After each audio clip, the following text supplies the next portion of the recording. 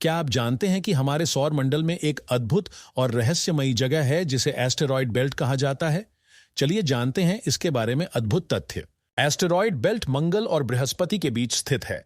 यह क्षेत्र सौरमंडल के अन्य हिस्सों से बिल्कुल अलग है और यहाँ लाखों छोटे छोटे ग्रहाणु घूमते हैं। एस्टेरॉयड बेल्ट में लाखों छोटे छोटे ग्रहाणु होते हैं।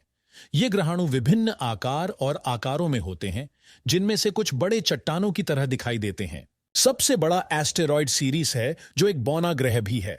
इसका आकार इतना बड़ा है कि इसे दूरबीन से आसानी से देखा जा सकता है।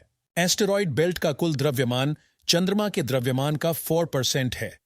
यह तथ्य हमें इस क्षेत्र की विशालता और इसमें मौजूद पदार्थों की मात्रा का अनुमान देता है। एस्टेरॉयड बेल्ट में टकराव की घटनाएं आम होती हैं। ग्रहाणुओं के बीच नियमित टकराव से छोटे टुकड़े और धूल उत्पन्न होते हैं। इन टकरावों से सौर मंडल के विकास की जानकारी मिलती है। एस्टेरॉयड बेल्ट के कुछ हिस्सों में धूल के बादल भी होते हैं। ये धूल के बादल ग्रहणीय पदार्थों के टकराव से उत्पन्न होते हैं। इन बादलों का अध्ययन खगोलविदों के लिए महत्वपूर्ण है। एस्टेरॉयड बेल्ट का निर्माण सौरमंडल के निर्माण के समय हुआ था। प्रारंभिक सौरमंडल में ग्रहणीय पदार्थों के बीच गुरुत्वाकर्षण के प्रभाव से एस्टेरॉयड बेल्ट का गठन हुआ। यह सौरमंडल के इतिहास का महत्वपूर्ण हिस्सा है। एस्टेरॉयड बेल्ट में कई ग्रहाणु धरती के लिए खतरा बन सकते हैं। अगर कोई बड़ा ग्रहाणु पृथ्वी से टकराए तो यह विनाशकारी हो सकता है। इसलिए वैज्ञानिक ग्रहाणुओं की गति और पथ पर नजर रखते हैं। एस्टेरॉयड बेल्ट में कुछ ग्रहाणु पानी के अंश भी रखते हैं। ये पानी के अंश भविष्य में अंतरिक्ष मिशनों के लिए उपयोगी हो सकते हैं। वैज्ञानिक इन ग्रहाणुओं में जीवन के संकेत भी खोज रहे हैं। एस्टेरॉयड बेल्ट के अध्ययन से हमें सौरमंडल के गठन की महत्वपूर्ण जानकारी मिलती है।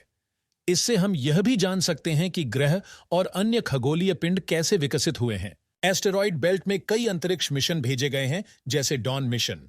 इन मिशनों ने हमें उन ग्रहणुओं के बारे में गहराई से जानकारी दी है। एस्टेरॉयड बेल्ट के कुछ ग्रहाणु पृथ्वी पर गिर चुके हैं। इन ग्रहाणुओं का अध्ययन करने से हमें अंतरिक्ष की रचना और उसकी संरचना के बारे में नई जानकारियां मिलती हैं। एस्टेरॉयड बेल्ट की खोज 1801 में जूसेppe पियाजी ने की थी। उन्होंने सीरियस नामक सबसे बड़े एस्टेरॉयड को खोजा, जो आज बौना ग्रह माना जाता है। एस्टेरॉयड बेल्ट में सबसे ज्यादा पाए जाने वाले तत्व सिलिकेट और कार्बन हैं। ये तत्व बेल्ट के ग्रहाणुओं की संरचना और उनकी उत्पत्ति के बारे में महत्वपूर्ण जानकारी प्रदान करते हैं। एस्टेरॉयड बेल्ट में कई खनिज युक्त ग्रहाणु होते हैं, जिनमें प्लेटिनम और सोना भी शामिल है। ये खनिज अंतरिक्ष में मानव भविष्य के लिए महत्वपूर्ण साबित हो सकते हैं। एस्टेरॉयड बेल्ट के कुछ हिस्सों में ट्रोजन एस्टेरॉयड्स भी पाए जाते हैं। ये एस्टेरॉयड्स बृहस्पति के गुरुत्वाकर्षण के साथ संतुलन में रहते हैं और अद्वितीय कक्षाओं में घूमते हैं।